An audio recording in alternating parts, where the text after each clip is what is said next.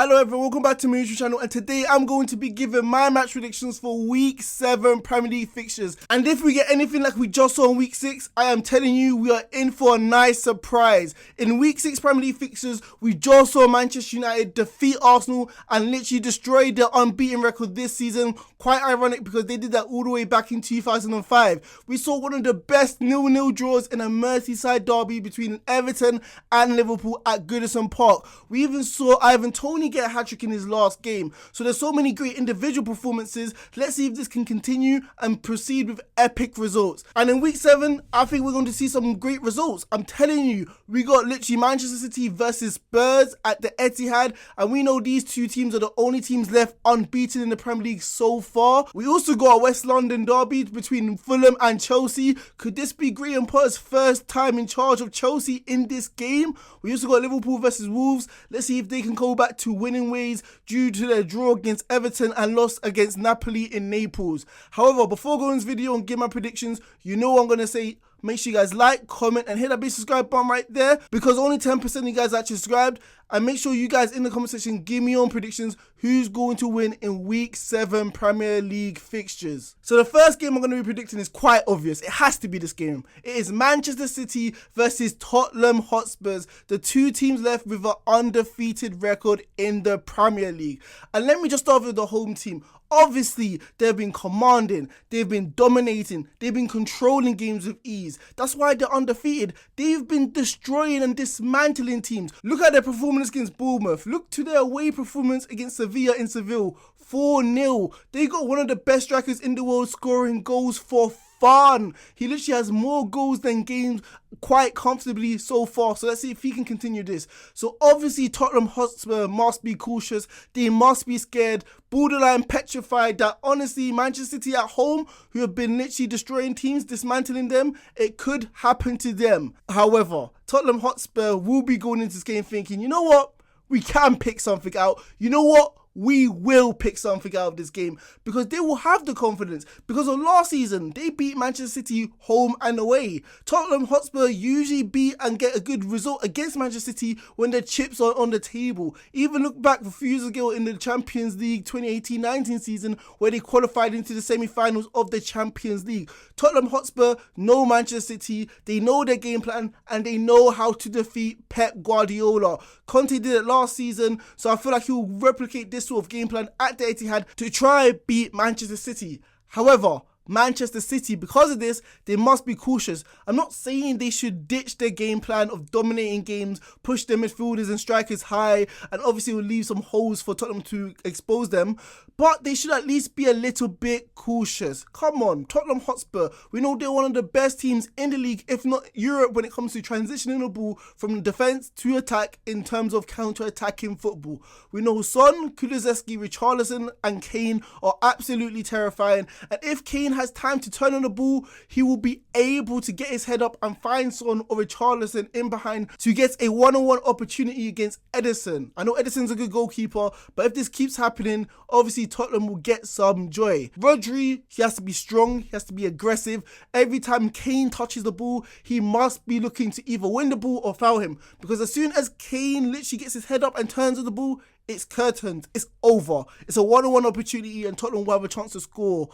But at the end of the day, we can't lie. Manchester City, obviously the strong favourites going into this game. They're playing at home. They're playing terrific football. And although they did draw against Aston Villa in their last game, come on, they're one of the best teams in Europe. And they have a better squad, a better team, a better lineup. Also, seasons past, Manchester City have played with a false 9. And I feel like it kind of has played into Tottenham's hands, because they played with a 3 at the back. And obviously, there's no one going to be in the box in and around when it comes to crosses, which literally allowed the defenders to rest and literally catch a break, because obviously no strikers there which they have to match up against. But this season is going to be a lot different.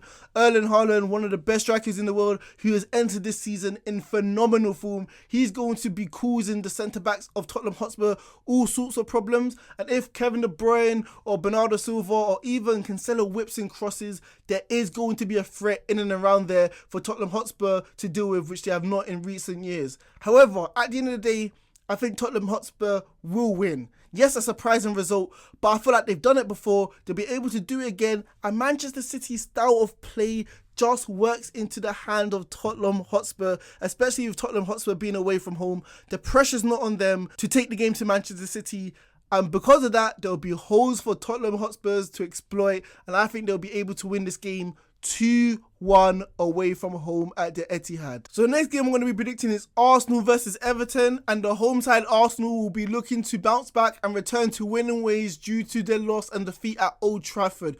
Surely that defeat at Old Trafford will do a little bit of psychological damage, especially since it feels like under Arteta's reign they have come so far in developing their consistent playing style, which has paid them dividends this season, getting great results against smaller teams. However, it feels like they haven't been able to translate that in the bigger games of getting good results and getting goals to defeat the opposition. We just saw it against Manchester United at Old Trafford, so surely this will be weighing on the players' mind, like, are we actually good enough to compete with the top teams in this country away from home? However, at the end of the day, Arsenal have to put this in the past. You can't do anything about this, and you can only play what's in front of you. And the next game they have is Everton, and that's pretty much a given. They should be winning this game, right? And let's not get it twisted. Although Arsenal did not win the game against Manchester United, they played very well. We understand, we can see, we know what Arteta wants to do in terms of his playing style, create passing angles, create good avenues for players like Odegaard to get on the ball to create opportunities, their fluidness, their attacking threat, which literally bombarded Manchester United's fullbacks all game. They couldn't muster out the final ball or scored a pivotal goal when they needed to, and that's what led to their downfall. But against Everton, they're at home. The fans obviously aren't going to turn their back on the players because they know they've been playing so well this season, and the Emirates is starting to feel a bit like a fortress in the last couple of years or so. So many teams, especially the smaller ones, have struggled to come to this atmosphere and stadium and pick up results. It feels like the old days under Arsene Wenger when they had Wilshere, Fabregas, Ramsey, etc., Cazorla, where it just felt like Arsenal were bottom team feeders and they knew how to get the job done against the smaller sides at home. And I feel like they'll be able to replicate this against Everton.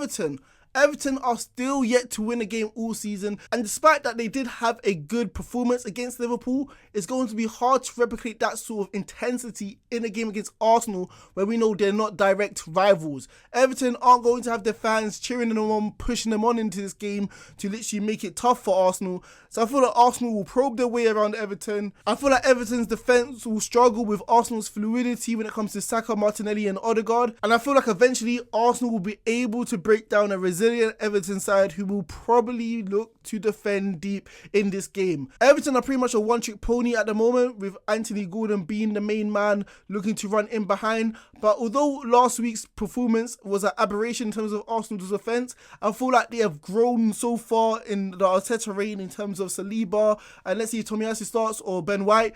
But I feel like they'll be able to deal with this threat of Everton's left winger. So going in this game, like I said, Arsenal bottom team feeders, they know how to get the results against the smaller sides. They're at home as fortress. So I'm going to go for a 3-0 comfortable victory. So the next game I'm going to be predicting is Crystal Palace versus Manchester United. And if you're a Manchester United fan, you must be ecstatic. You must be happy. You must be excited for once actually watching your team play, because not only are they playing with style, they're showing fight, they're showing grit, they're showing passion on the pitch, and they're leaving it all out at Old Trafford or even away from home. We saw in the last performance against literally Arsenal beating them 3-1. They played very well in terms of their playing style, and although it is not the finished article yet, and there is going to be a lot of growing pains undeniably, but at least the Manchester United fans can see a vision. They can see what Ten Hag is trying to do, what he's trying to implement, and Manchester United at this moment have been getting a lot of joy. Martinez, Malacia showing fight, aggressiveness, literally lifting up the crowd, getting them into the game, literally having their performance rubbing off on the other players, showing that sort of passion and fight. Even Anthony sliding into tackles, showing that fight and grit. Literally, this is what Manchester United fans have wanted for years and years, and it feels like slowly they're gradually getting a team they can actually start to vibe and understand and relate to, because they care about the team as much as they do. However, going into this game against Crystal Palace is not going to be easy. Selhurst Park is never an easy stadium to go to, and we know Ten Hag's football at the moment is predicated to be counter-attacking football.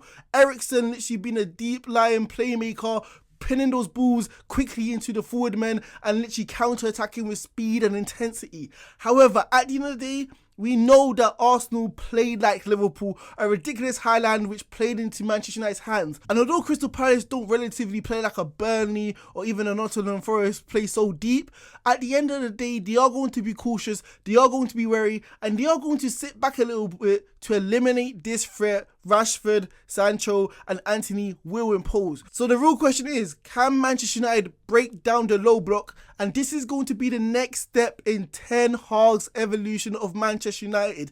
Can they do it this game against Crystal Palace? We saw Manchester United struggle against Southampton. We saw them struggle against Leicester City, only winning 1-0 away from home, not creating that many opportunities and chances when it comes to teams who play a little bit deeper. So will this be a constant pattern and theme when it comes to Manchester United playing against the lower sides, being unable to consistently create chances? So going in this game, I'm going to be predicting a Manchester United win. I feel like they'll be able to muster at least 1 or 2 chances where they'll take it. And I feel like Manchester United's defence have been playing so well. A great understanding with Varane and Martinez at the back. Their games complementing each other. I'm going to go for a 1-0 away victory. So the next game I'm going to be predicting is Liverpool versus Wolves at Anfield. And you know that battering against Napoli? We deserve that. We had that coming, especially due to our poor form running up to that game.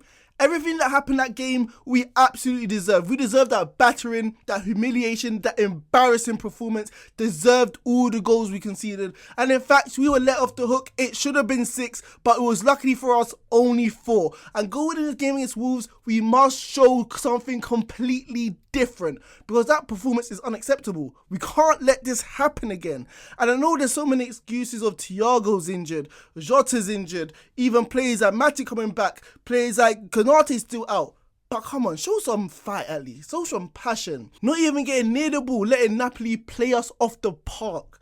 And I'm wanting to say that obviously injuries is a factor, but we can't lose in that manner. There's ways of losing football games, and the way we lost against Napoli is absolutely unacceptable. So let's see if the squad will be able to reply in this game against Wolves. And I feel like this team is the perfect opponent. We know Liverpool defensively has been shaky. We have been a liability defensively. Teams, especially going down their left-hand side, have been exploiting Trent, exploiting Gomez for their poor defensive mistakes time and time after again. But we're first in a team in Wolves, who we know are the least clinical team in the league, only scoring 3 goals. We know they have striker problems. We don't know who's going to start there. Jimenez hasn't returned to form. Costa obviously returning to the Premier League. I don't know if he'll have his permit yet to play in this game. So there's so many question marks, and Wolves are desperate to find goals in the team, which they clearly don't have at the moment. Wolves are going to sit back in the low block, try frustrate Liverpool, try hit us on the counter attack. There's not much of a threat going forward, but defensively they're going to make it as hard and difficult as possible for Liverpool. However, luckily for us, Thiago has returned. He dictates play, tempo, speed. He literally understands when to find that forward pass to really hurt Wolves. And the fact he's going to be able to return in this game is going to be a massive factor to us winning, I believe. Thiago looked razor sharp in the game against Napoli, although in the second half when we were already down. But it looked like he has returned back from the injury, and he looks relatively nearly fully fit to play in this game against Wolves. I feel like Jurgen Klopp is going to be so mad and angry at the players that he's going to light a fire in them going into this game against Wolves, like we saw last time against Manchester United when we lose 2-1 and then we beat Bournemouth 9-0. I'm not saying it's going to be the same scoreline, and they're going to have the drive to put this game away. Like I said, this is the perfect game to find our mojo and rhythm, to literally try get our playing style better again. So I'm going to go for a 2-0 victory at Anfield for Liverpool FC. So the next game I want to be predicting is Fulham versus Chelsea. And going into this game, it is going to be epic. It's a West London derby. And Fulham could not have asked, I feel like, a better time to verse Chelsea, because obviously Chelsea are still yet to have a manager. Graham Potter looks like he's going to be appointed, but I don't know if he'll be able to have enough time to implement his ideas into the team to try get a winning formula to defeat Fulham. And Fulham have not played bad this season. I know they're 10th, but if you look at the teams they've been playing exceptionally well. They've beaten teams like Brentford, obviously due to Liverpool, and even the 2 games against Tottenham and Arsenal, they really should have picked up a result, especially leading in the game against Arsenal. However, at the end of the day, Fulham are no slouches. They've been performing exceptionally well, and I feel like they'll cause Chelsea very much a lot of problems. It is a West London derby, and I feel like they need to replicate the exact game plan that Leeds did. Pressure them, suffocate them, force them into errors, force them into mistakes, because we know Mendy at the moment has no confidence playing out from the back. We know the defenders, Fofana, Koulibaly, have been making mistakes recently in the Champions League game against Dynamo Zagreb. So honestly, this is the best opportunity to put fear into the Chelsea players who aren't playing with any real confidence and are questioning themselves when it comes to passing the ball and always playing the safe pass. Also, I know people might say that there's going to be a new manager bounce back, which there usually is, because they're going to want a point to prove to Graham Potter that they should be in the first team lineup. But I think this game has come too soon. You do not want to play your arch rivals away from home in your first game when you don't know the new playing style of the manager of Graham Potter. Fulham will be up for this, and I feel like it's going to be a very good contest. I feel like Chelsea do have enough quality to get a result, but I'm going to go for a 1-1 draw at Craven Cottage. Fulham have a chance to literally cause mayhem to Chelsea.